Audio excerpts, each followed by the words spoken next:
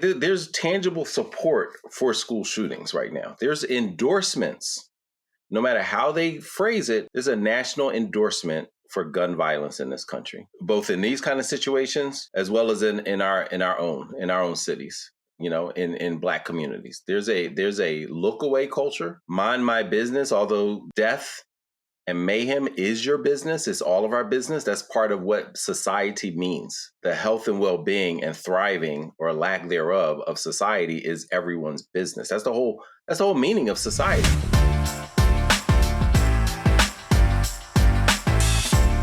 It is Freedom Friday, and you are still not free. Welcome to Freedom Friday. It's another Friday, and you are still not free, but hopefully you'll be freer after this hour with Ish, Sharif, and me. Today we're talking about school shootings, specifically because there was one that just happened this week. A 14-year-old walked into a Georgia school and shot the place up. He killed multiple people, including 2 teachers and 2 students, one who was autistic. And pretty much this is just another incident in the United States where we have one of these big issues of a shooting, and then the typical things happen. Heard a whole bunch of Republicans saying overnight or over the last couple of days, we should make this about politics. We don't need a policy answer to this. We need hopes and prayers, and I'm just praying for them, and I'm praying for the people. And of course, people on the other side of the aisle are saying your hopes and your prayers aren't doing anything to keep our kids safe. And this proliferation of weapons is causing an issue that we need to get over, this ideological protection of guns. Because the United States is an outlier. Every country, developing country in the world, has mental health issues, has poverty, has lots of different things going on, video games, violent movies. But what they don't have is the same level of gun violence that we have that affects young people. We have to ask ourselves why. Well, why is because they don't have guns. They don't have guns all over the place, right? Like you can go out and do a mass stabbing, like with you can get yourself a knife. But in these same places, the easy access to guns is an issue that we should talk about. But today, because it's an education show, we should really talk about the thing that's hidden in this story. Because usually this is a white kid. This is usually white domestic terrorism. Usually it's at a high school where somebody's been bullied. And this is really a white issue in many ways. But it has implications for our students because our students are hidden from this story. They face gun violence situations in their own communities. They go to schools with metal detectors that creates a mental kind of barrier between them and their school. They have worries and fears about whether they're safe or not. As educators, you have to balance out the wanting to create a safe environment with wanting to create a therapeutic environment that's good for our kids. And then because we have Sharif El-Mekki on here, who likes to be the independent and likes to be armed to the grills out in the woods, killing bears and shit, skinning them for their hide and making beef jerky in the woods and living 40 days off of insects and stuff. We got to ask him about how all this applies to his gun politics too. So fellas, welcome. I hope that was a good enough setup for the show. For us to talk about it. Did I mischaracterize you, Sharif? Well, I mean, you definitely took a turn. I wasn't quite ready. I knew we would get into, but you led me on, and then like, bam, and here's I was like, oh, okay, he's jumping in super early. But no, you know what? I want to add one more thing to this too. I was shocked because I usually think that these incidents are like 1 or 2 here or there. This is the 45th mass shooting at a school since the beginning of the year. 45th. Since January. This year, there's been 45 mass shootings at schools. And mass is anything more than... I don't know the real answer to that. I want to say it's 5 or 6 is considered a mass shooting. I mean, I don't know if you guys can remember the one at the Christian school. There was a transgender person who came in, had written a manifesto, came in and shot and killed multiple people just on a regular day, right?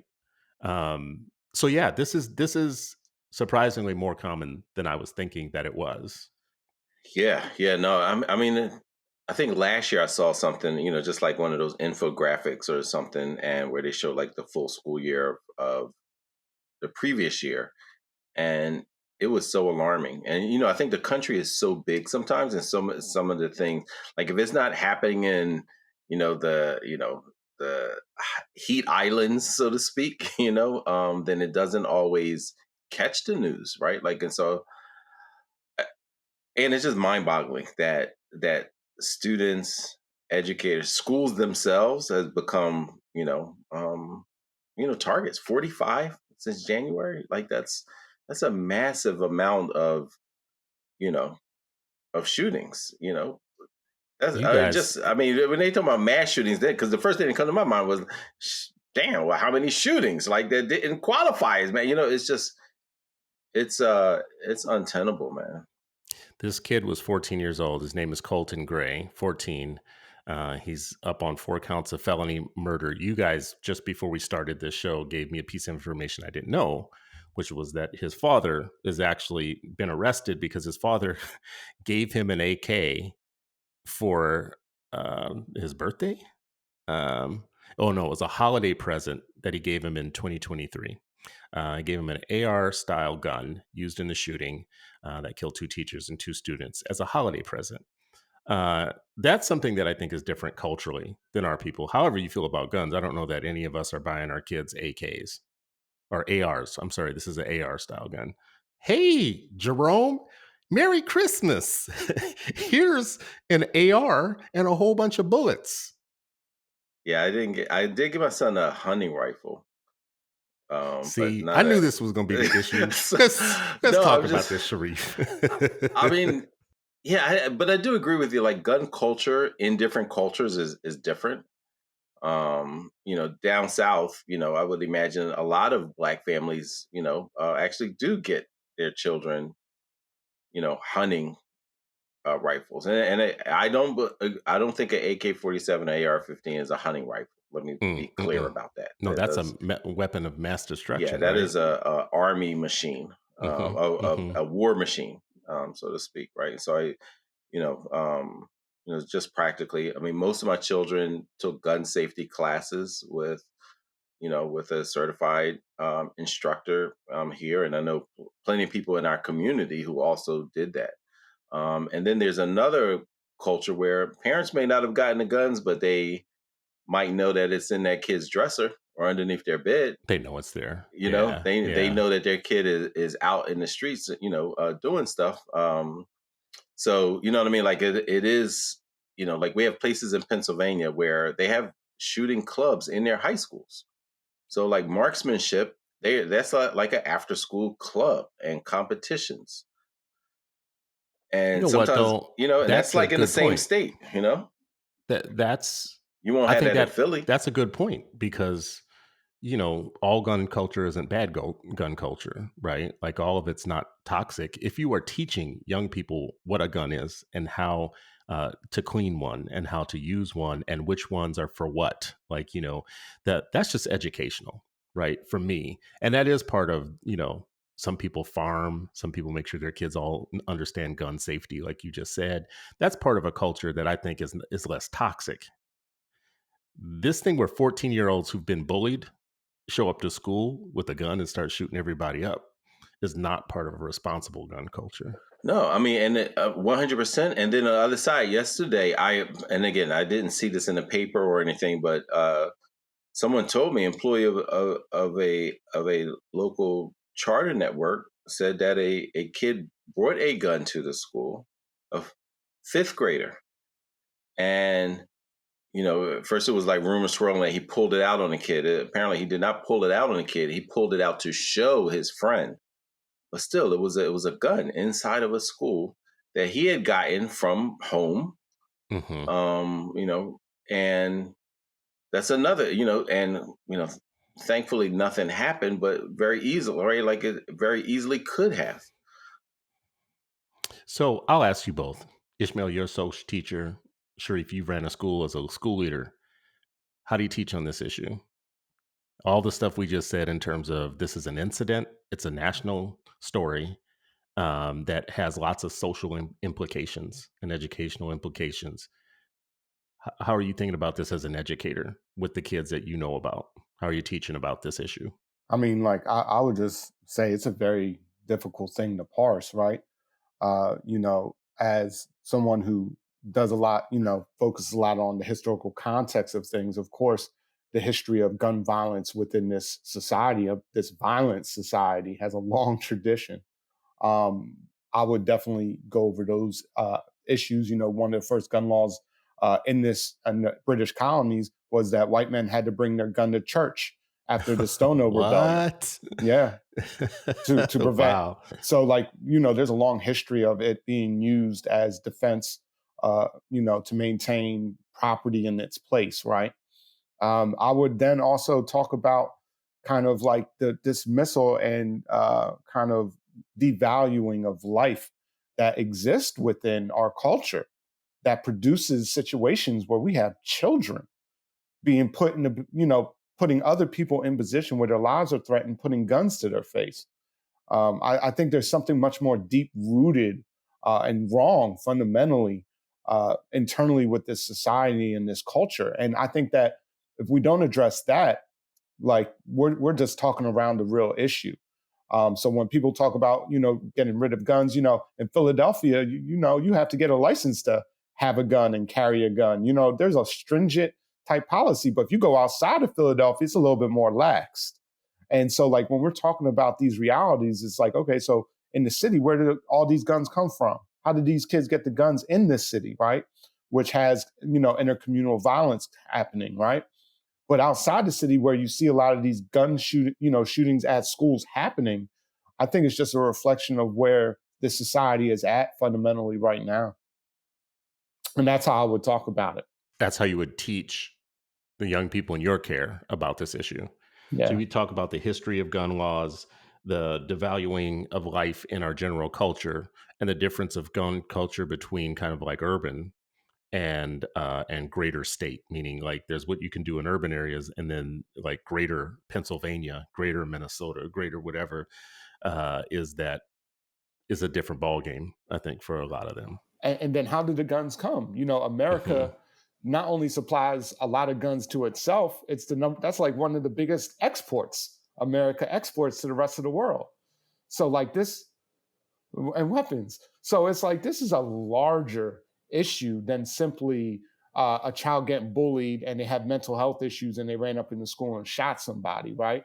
I think it has something large, something more fundamentally to speak about who we are as a society and how that manifests itself.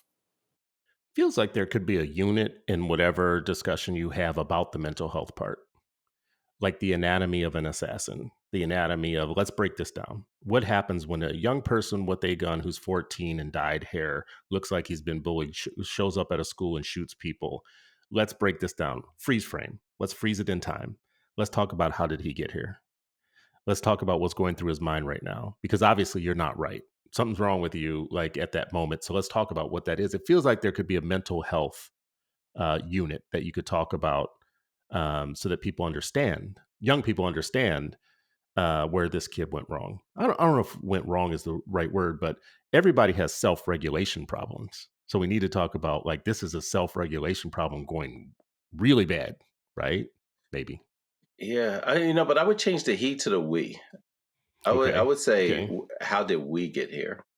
Where it is, because it's, yes, we would talk about the individual, but I think it's the collective that is okay with it. Right? For politicians to constantly say, oh, well, hopes and prayers.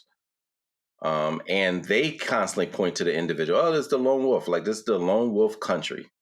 Even though we know all wolves travel in packs. But for some reason, they got they've changed the whole dynamic and social nature of the wolf to make them all solo. And this stuff can't happen without the pack. The pack that looks away, the pack that doesn't care, the pack that's making money, the pack that has apathy. All of those other factors allow for something like this to happen, enables something like this to happen, actually supports something like this to happen. Right? Like, there's tangible support for school shootings right now. There's endorsements. No matter how they phrase it, there's a national endorsement for gun violence in this country, both in these kind of situations as well as in our own cities. In Black communities, there's a look away culture. There's a mind my business, although death and mayhem is your business, it's all of our business. That's part of what society means, is that the health and well-being and thriving or lack thereof of society is everyone's business. That's the whole meaning of society. That's the whole meaning of community. So in this country, black, white, and otherwise, there is a rampant endorsement for gun violence. As part of what you just said, if you look at the laws in Georgia, for instance, where this took place, they're different than the laws everywhere else. And Georgia, I think, just passed a bill not long ago. I saw it come up. The Georgia gun laws actually took away all the kind of like barriers to getting a gun, licensing, background checks, all the stuff that you would expect to be common sense Yeah, why law. would you not want background? Like, I mean, just like, why would you not want, you know, and it's precarious, right? Because I know those same policies can be used with racial and other bias, right? Like straight, like, oh, you Muslim, my background checks pulled up, you Muslim, you ain't getting one. Oh, you're black, we consider you radical, you don't get one. So right, like, so it's like it's complicated, right? So, it so is listen it to is this. not far away from like how we have to think as In complex 2020, beings. 2020, Georgia enacted a permitless carry law, meaning you don't need a permit to carry. Um, and it repealed the provisions that require that you get a license and that you are subject to fingerprinting and that you get a background check before you can carry the weapon in public spaces. So this basically says, first of all, why would you do that? Like what educator or I'm sorry, legislator wakes up and says, you know what I want to do today? I want to just take away all the common sense things that have to do with guns. Well, that's exactly what they wake up thinking. Yeah, I that's, know. I think that's that's part of that exactly. platform. They're like, hey, can you meet me for coffee? Like, meet me at the Waffle House. So that's why I tell you, stay out the Waffle House, boy. You know what I mean? That's where this stuff is hatched. So it feels like this could be a unit, the laws. Or actually, I like something that you said, Sharif. It's more kind of like, what are the enabling factors? Because we did this. This one kid, the lone wolf, didn't do this. So I feel like, there could be a unit on the laws. How do laws contribute to this? And then the parent who, so what you are doing is you're enabling this young person, you're putting a weapon in their hand. The weapon was easy to get because the laws make it easy to get the weapon. Now, listen, the law's going to catch up with the dad here, but it wasn't that long ago when we talk about what was the shooting of all the kids at the school years ago, um, Sandy Hook. So if you think about Sandy Hook, that kid who came in with that gun had been given to him by his mom. On the day that he went to Sandy Hook, he killed her first, and then he went to Sandy Hook and then killed a bunch of people. She had given him the gun, and he killed her with it, right? So there's a parental thing here. There's a law thing here. There's an access to guns problem. There's a mental health unit to talk about here, and we need to teach people that. I don't know. You tell me whether this is right or wrong, but the young brain isn't fully developed yet. So when you come to a harsh crossroads, you might do something as a young person that you wouldn't do if you were older, right? Your way of handling a situation immediate. You don't understand death is permanent, right? Like I'm gonna go kill somebody or whatnot. That's a permanent thing for somebody. How does this apply to Black children though? Black students specifically, when we think about the safety of our kids, what they perceive as safety, how do they feel safe or not feel safe? What are we doing in schools to balance out this outrage that we might have about gun culture with the fact that there are some gun situations, especially in urban areas, that we have to worry about with our kids? Like we have metal detectors for a reason. Yeah, yeah, and interesting enough, when I left Shoemaker, we didn't have detectors. We didn't have metal detectors. Really? No. And there were a handful of high schools in the city that did not have them. Some charter, some traditional. Because I remember when I think one of the magnet schools didn't, and I think they were just getting them the past couple years, and there was like an uproar from families and students of that particular school, like, what are you doing? And then it was a general feedback like, hey, everyone else has them, and kids safety and blah blah blah. So, these complexities occur. My last full year as Shoemaker, I forget they had the shooting in Florida. I forget the name of the school. And Oh, Parkland. yes, Parkland. Yeah. yes, where the students really were like voicing, and speaking directly to the, politicians in Florida and as well as around the country. And I remember them speaking and taking that leadership also had a direct impact on the students at Shoemaker and other places, that were far away, seemingly, but very close in proximity to the violence. It just looked different. And students saying, like, hey, the gun violence they're talking about, we experience it too, even if it's on the outside, And our students did a walkout, like, in solidarity, because I think there was a nationwide, and our students, spoke about, like, here's what gives us consternation and fear and anxiety. Like, even when it happens far away, just the possibility that somebody could come in and they have access and they could walk into a building and do that anywhere was really scary. They're like, but we're dealing with that to and from schools, out of school time. We have to think about it. And it doesn't leave our mind that it potentially could happen anywhere. Right. So all of that, and I was just thinking, when they were sharing, we had circles and conversations and, social workers, teachers, like everybody.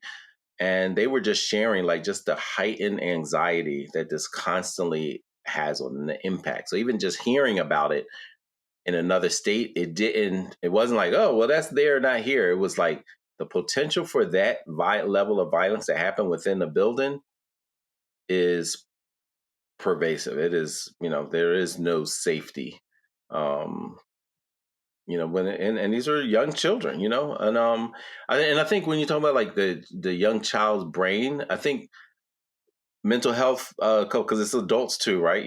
Back when we were younger, Chris, it was the postal workers that was, that's what they ended up naming everybody who did it. Oh, Going they went postal. That was Yeah. short for the post office worker who had, there were a couple around the country who went and shot up the workplace.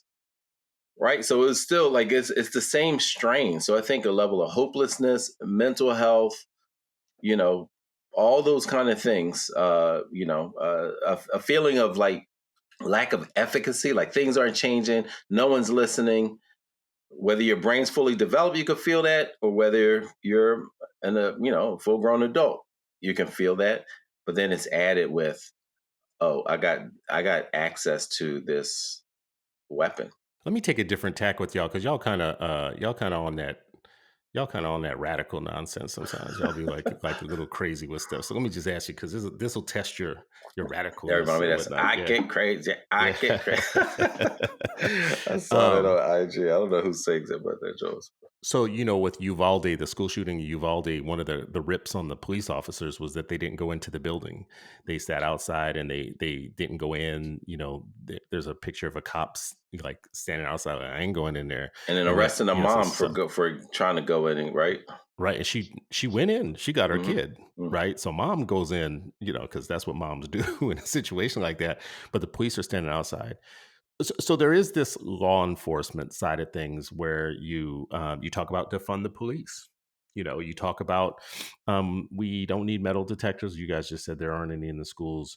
You say the police officers are being hamstrung. They can't do their job. School resource officers in schools, who would be the first ones to know who the problem kids are and where there might be some threats and dangers, are being hamstrung or whatever. And I'm kind of uh, contrasting, taking the other side on this. They're sitting there saying that this is because we don't have enough of a police presence in state. We're not letting law enforcement do their job. Yes, there are laws that enable these sort of things, but the safety issue for our kids overall, most people think that there's a policing solution to that, right? Especially in urban areas, right? There's a gun problem. There's a gang problem. There's kids that can't walk to school without feeling like they're going to be in danger on the way to school. I know we had a board member in my organization who runs a school in Chicago. You've probably heard me say this before. I subscribe to their newsletter, and it's amazing to me over the years how many of the newsletter items were one of their alum or one of their students that had been shot. It's almost like a regular occurrence for that principal. Like, he can tell you, he just did an op-ed for us maybe 2 or 3 weeks ago, again, saying that, more of his students, more of the kids that he loves and cares about, are in danger and dying. So, what say you guys? I think this is the part, like, that's a roundabout way of getting to the thing of, like, what about police solutions, law enforcement solutions? Meh, I see. Look at this look. Look meh. at this look. See, I knew this was going to Mm, get the radicals. Come mm. on, radicals. Why not? Why not? I just don't. I don't think police solve. I mean, not. I don't think police do not solve crimes. Even when you have an uptick in police, they do not. I mean, look at just the percentage of crimes that they actually solve is minimal. Who solve it? And when they do solve it, even the ones that they solve, who solves it? They're always begging the community to give them information because that means the community is the one that actually solves problems, right? And so if Well, let me challenge they you on that, arrest brother. people, they arrest people. Listen, Yes, they have a listen. few detectives. They got some forensic. That's not how most things are done. So Generally, I'll agree with you. I'm with you on this. But what I will say is, when a person walks into a school with an AR gun, and you have unarmed teachers and you have kids that are sitting targets just walking around, if there is somebody standing there with a gun who knows how to use it, they're going to reduce the number of casualties, probably, right? So Or no? I would say no because how many schools are in the country? You used to know this by heart. There's 14,000 school districts and about 100,000 schools. Okay, so if there is 100,000 schools, that's right because I'm always talking about the 100,000 principals. So yeah, 100,000 schools.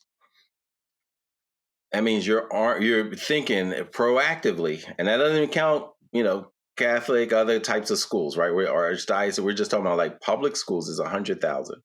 You're talking about putting armed people in front of 100,000 schools, in and about 100,000 schools, right? When with a stroke of a pen and a couple common sense votes, you could like restrict the access. And to me, like, which one is like just more practical? Isn't because even 100,000 folks, that's not going to stop. There will still be things happening, especially if they're hiding behind cars when the heat starts flying. And then you add to that. I think there will be more shootings, but it'll be shootings of black and brown kids that they viewed as a threat. And so So, you're so bringing the highway stoppage and other things and no knock warrants into schools with oh, children. stop it. I knew you wouldn't go there, No Mr. knock Radical warrant on Man. the All right, classroom Ish, door, you right? jump in here, Ish, because I could keep going. Ish, you jump in here because I knew Sharif was going to give us the radical perspective here, and you are too. So, I mean, I definitely share such sentiments. I mean, like we have increased police, and the rate of even capturing folks who participated in gun violence is like below 50% across the country. So like this idea that you just put more police into the situation, you would have better situations, ignores the fact that with police already there, they're not preventing it. And so, like, when we're even talking about, especially when it comes to intercommunal violence in our communities, it's a much more complex issue. Folks ain't going in there shooting because a kid bullied them.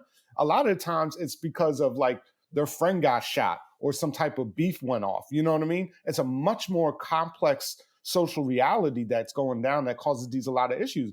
And I definitely need to just point out that even when it comes to the trauma that these children go through, it's not even addressed through counseling, through purposeful talking with the students. I remember my first year teaching at high school that the school got locked down, and a student who I thought was like real tough and like didn't mess around started being like getting worried, and then started talking about how their brother got shot and killed. And then the trauma that is away with that, and it's treated as a normalcy. It's treated as just like that's the way this is around these parts.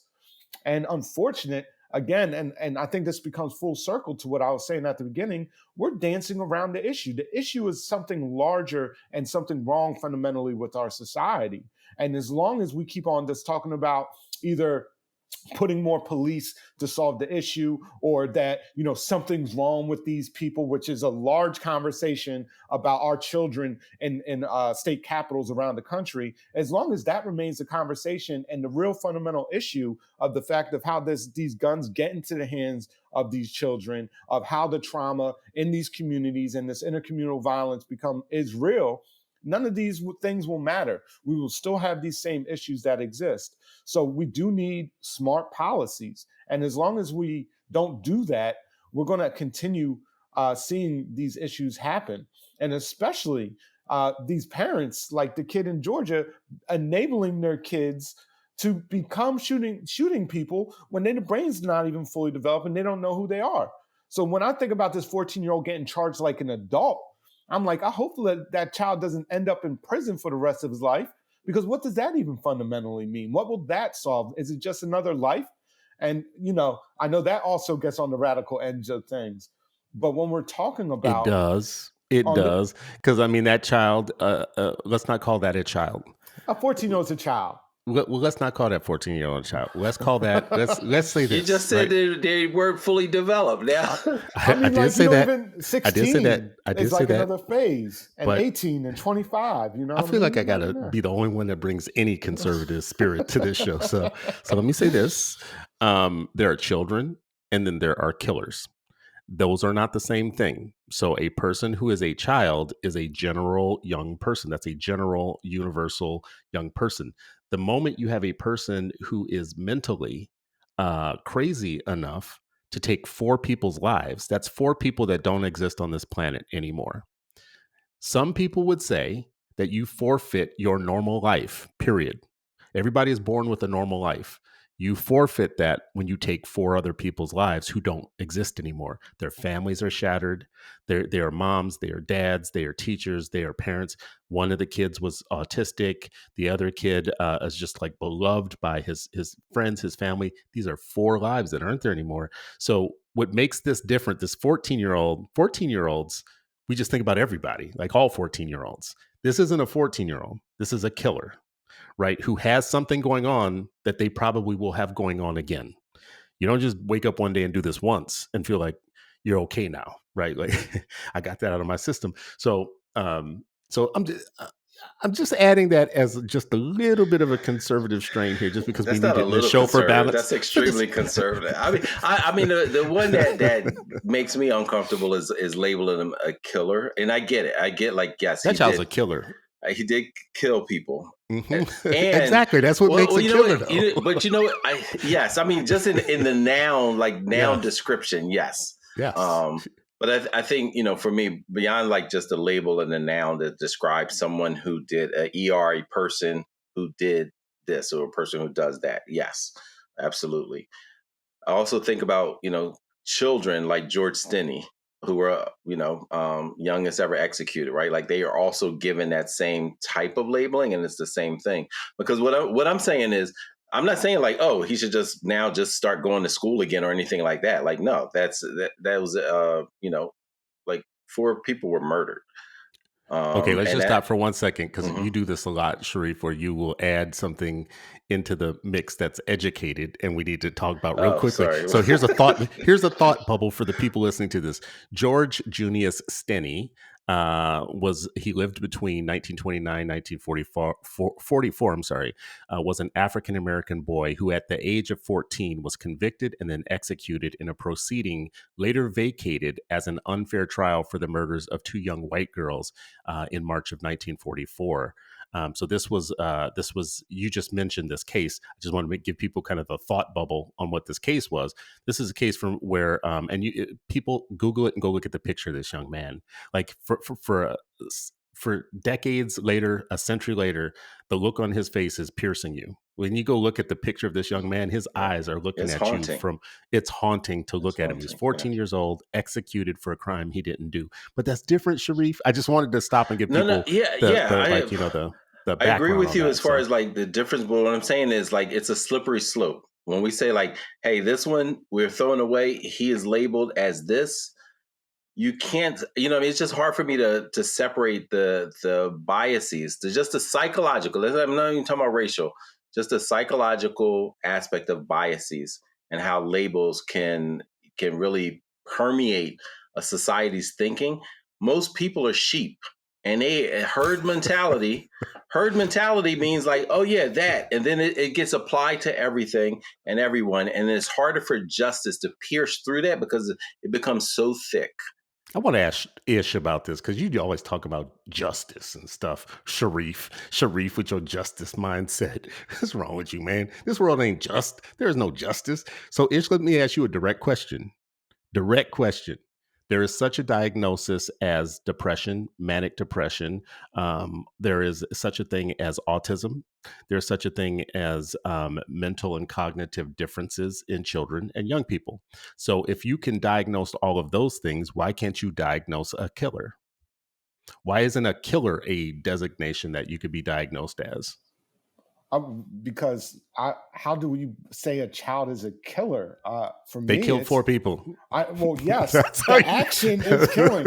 That's No, how you. I mean, that's a pretty clear indication, right? like Sharif said, like, yes, that's what happened. That's the noun to describe like what actually is. But like, we don't know what this child will be like 30, 25, 30 years from now after he does serve a sentence, right? And to label him as, that as like a fundamental kind of thing and not really look at the whole picture, like the fact that his dad is getting arrested, the fact that he has been enabled, the fact that there is a larger kind of societal question happening here. I think that's what we should be focused on. Like, what is wrong with us where we produce 14-year-olds who kill people? And that's not the conversation. And that's all I mean when I'm fundamentally saying this. Like, there's a reason why, like in Pennsylvania, they passed a law that got rid of life sentences for juvenile offenders, people who killed people, right? Who you would label killers, who I know now as adults who are active in their communities and who were involved in questionable activity when they were a child and got caught up. So like, it becomes a much more complicated thing, and it's not simplistically a black and white thing. I think the black and white thing for me is this society has produced these things. So I just ask, what's wrong with us that we have this situation happening? So you guys have mentioned a couple of times that there's a larger, more meta issue than like the incident at the school level. I would ask you though, like, what do you think is going to happen first? That we're going to fix that larger, more meta issue, or that we're going to mitigate its effects in schools by having some smart policies about how we keep kids safe, how principals, like, I don't even know what to tell a principal right now if I was a principal about like uh, smart ways to balance things out and handle this. Like smart ways to keep your kids safe. I just don't even know what we tell them. I don't even know if there are shooter drills. See, no. Yeah, I don't even know what the smart way is either. But what I would say is, I would teach. I would constantly teach, converse, build relationships, communicate, and listen to them. So one thing, like I said, in 2018 when Parkland happened, we had circles. We had, we paused, and I don't know if I could do that 46 times, right? When you're talking about the number of school shootings, but I could do 180 times, days of the school year of building relationships, of communicating, of making people not feel hopeless. I told y'all that my first day of being a principal, and that I encountered that mom at dismissal marching up in her bathrobe and slippers, talking about she was going to F some kid up because she felt hopeless, because she said, I've been calling up here every day. And this was January. Like, I've been calling nonstop about my kid being bullied, and y'all haven't handled it. Now I'm coming up here to do. This is my first day in January. I'm just like, no, Bob, please don't mess up my first dismissal, right? But it was like, that's why you need police, though. No, I didn't. It reinforced to me. Elevated the situation. Yeah, they would have slammed her to the ground and did all this stuff. And we don't need that. Like, that's not putting other kids in safety. And it actually puts them in harm's way. Like, we had a situation at Shoemaker. These jokers cops were on motorcycles riding down the sidewalk yelling because they called themselves keeping kids safe, and I had to confront them. Like, no, this is not safety. You're actually creating chaos. You're on a motorcycle on the sidewalk.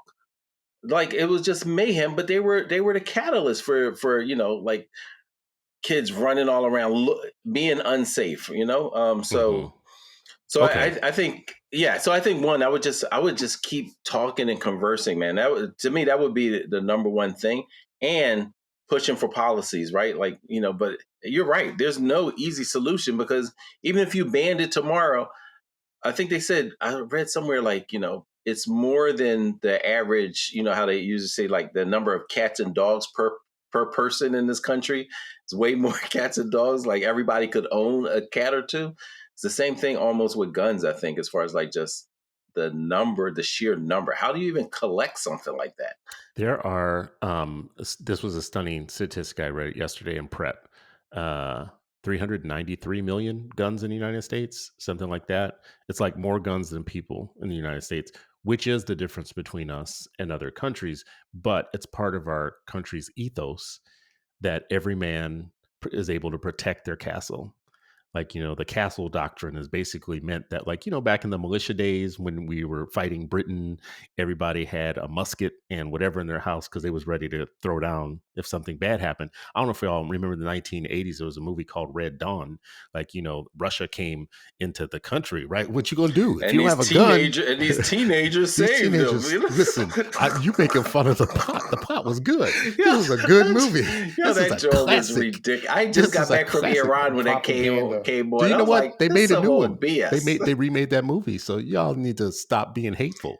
They- Stop being haters. I'll watch the second Beetlejuice before I watch the second of that, Well, the Red second Dawn. joke, I think they're Asian this time. Is it really? I didn't I know believe so. that. See, what they should have did, they should have did it like, hey, they're trying to do the internment camp for the Japanese, and this is how that's what they should be making a movie Oh, about. that's Like, woke. That's just yeah. too woke. And just real Go quick, ahead. Go ahead, Ish. I just want to point out Yeah. that the NRA, one of the biggest gun advocates, right, of pushing things, they actually came out against the Black Panthers carrying guns, and they actually passed and advocated for the Oakland and California passed laws against people open and carrying. So, like, even when gun laws are applied historically through this country, it's usually to make sure that if folks have it against the state, or not even the state, but use it as a form of protection against white supremacist violence, that's considered a threat. But then the language of it now is they need to protect it, even though all these folks are killing each other in certain communities, which are usually, you can place, like in Philadelphia, you can place a map of where neighborhoods were redlined, and it could draw a direct correlation to where the most gun violence happens in this city. So, like, when we're talking about this issue, like, this country has a long history of not only having guns and as part of its ethos, but also has a long history of using those guns for white supremacist ideology, which even a lot of police officers co-sign, evidenced by who they support for politicians and the type of culture that exists. I like that you brought up the NRA because the National Rifle Association is something I think people should look up. As a lobby group, they are different than when you think. They feel like they're just like an advocacy organization or whatnot. But when you go look at them, they're, first of all, they have lots of ties to foreign nations. They've got some really crazy politics internally. And to your point, Ish, it took them a little while to say anything about Philando Castile. They didn't come right out, right away. In every other case, they're right out in the money. Like, this isn't the case of, guns being bad or blah, blah, blah, whatever. In Philando Castile's case, they got a lot of criticism because they were ironically silent. When he was a legal gun owner who told the cop, I am a legal gun owner, who basically said, I got a gun, just so you know. And in the state of Minnesota, we have something called conceal and carry. So he was 100% legal, and then he's dead. And all the pro-gun people are a little bit silent. All right, well, listen, excuse me. I want to try out a plan on you guys, because I feel like I have the answer here. I feel like we took all this time and you guys did not solve this problem, and I don't know like what took y'all so long, but I got the solution for this problem. All right. So first of all, we stop thinking about the killers and we start thinking about the victims, and we create a culture that protects the victims, not protects the killers. I think we spend a lot of time psychoanalyzing and being therapist about the person who does the damage. without thinking about the upset that it does to the culture for everybody else. So I would want to reinstall zero tolerance. No three strikes and you're out, one strike and you're out. We're going to be 100% safe school. The moment that you have any infraction whatsoever that disturbs the order, you have to go to an alternative school, because the one goal is to make sure that all the good people are in a school where the bad people are gone and they're somewhere else. So, zero tolerance, SROs, school resource officers in schools, they'll be better trained. I mean, like most of the problems that they have right now is that they're not trained well enough. So we got to get SROs that are more therapeutic into our schools, but they have to have guns still. We got to arm the teachers, because like in this last case, you saw two teachers that got shot down that had no weapon. They had nothing on them, right? And if the teacher was armed, the teacher would have been able to shoot back, right? There's nothing that stops a killer like a bullet, right? So, so this is my new program: zero tolerance, immediate dismissal from regular school when you show any sign of being crazy. You got to go to crazy school. We put you in crazy school the moment that you look like it. SROs, they have to be armed. Teachers have to be armed. We have to make sure that students also are armed after a certain age. So say about, I want to say 8th or 9th grade. Let's just say for sure high school, because that's where all these things happen, high schools. Kids, like what you said earlier, Sharif, gun training, every kid gets a gun.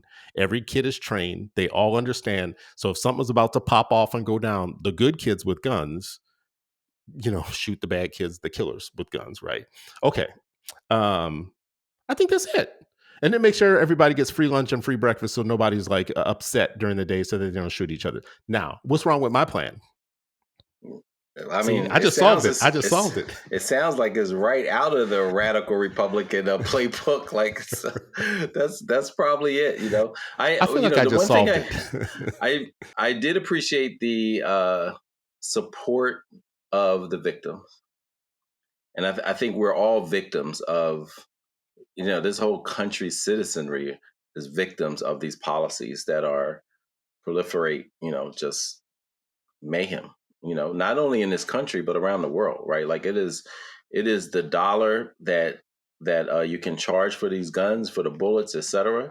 That is the crux of most of this, here and there, right? It's I shared something the other day. It was like somebody put out a meme that you can't be the peacemakers of the world and the largest importer of weapons around the world. You can't be both. And but I would say internally as well, you can't be both. And I think America has become, particularly politicians, policymakers, and even folks in power, we've made talking out of both sides out of our mouths an art form, a sophisticated, successful art form. And that's what continues. I love kids, but I don't mind if they die. I'm pro-life, but I don't mind if you get shot. Right, like it's like, wait a minute, like the devil has a forked tongue, and it's used constantly, around issues like this and others. What I heard in that, Sharif, is that you didn't take issue with the majority of my plan. The rest of the plan, I wasn't even going to address most of that. That was just. I feel like you just endorsed my plan mostly. The support for victims, and I was enlarging what victims were. All the rest of that, I'm like, that's what man, you opened up like so many cans of worms on that diatribe. I tried to leave no worms behind. I see. You were successful. Go ahead, Ish. And that victim language is even what they used to what they did to Mumia, and still to this day, use to justify keeping them up. But that's a whole nother conversation about how that type of stuff can be weaponized in a way for political purposes and ideological reasons, right? And what you just articulated is an ideology, and also thinking where the crux would be. Because last time, did this Georgia school have a metal detector? Like every single public school, every single school in Philadelphia and middle school now, right? So like when we're even talking about where this emphasis or where the crackdowns would happen at, where they would actually take guns away from people, it would be from people like us. It would be like people like Sharif, take his guns away. You know what I mean? So like it is a slippery slope. And I get concerned that like the right in this country has like oversimplified it in the way like you just articulated to make it seem like all we got to do is just, put more police officers with guns into place, arm everybody. And if everybody had a gun, it would be the great equalizer. But we know at the end of the day, they don't mean everybody. They mean certain people and responsible citizens. And that language is very historically riddled with, exceptions. I like it Not though. you, not Just them. yeah, exactly. Yeah, I'm for that. Yeah. Can't be for everybody. These things can't be for everybody. All right, y'all. Well, listen. At the end of the show, I do like to always point to something that's a school that I think is a cool model. I don't know if this answers anything that we're talking about, but in the 1970s or early 1970s, the Maharishi, who was a renowned international teacher and yogi, actually, I think he was a yogi to like George Harrison and the Beatles, and like I want to say Ravi. What was Ravi's last name? It'll come back to me. A lot of the 60s people. He actually left California and went to Iowa and bought some land and started a school. And the Maharishi School in Iowa now has been alive since the 1970s. The curriculum includes transcendental meditation, the science of creative intelligence, and the practice of transcendental meditation. The kids are very calm. And the way that I know about this school is I know one of their alum who, for the longest time, was the most calm person that in my life that I know. Like he's the most kind of okay person that I know. And I always wondered, where do you come from? Like, what is, and he told me about this school and he's like, yeah, if you ever want to come visit, I haven't visited yet. He's like, I'll take you down there to show you. If you met Vikas, his name is Vikas Nurula. If you met him, you would get what I'm saying, but you can see how this school actually created young people who are okay in their skin, young people who are centered, who walk through the world centered every day. And it doesn't, there are no SROs. There are no kind of like, whatever, because you don't need them, because you're actually teaching young people the practice of the science of creative intelligence and transcendental meditation, which keeps them alive, and their core values: respect, responsibility, solutions, service, and transcending. Like that last one gets me. Like, what? How do you teach transcending? And a little bit of it feels like magic, like I'm going to get a carpet and fly through the air or something. But I mean, in general, I want people to go look at a school like this because it shook my mental model of what it would look like to put kids in an environment that was 100% like therapeutic and nonviolent and anti-racist and all that stuff, not in talk but in reality. So Maharishi School in Iowa, please look it up, folks.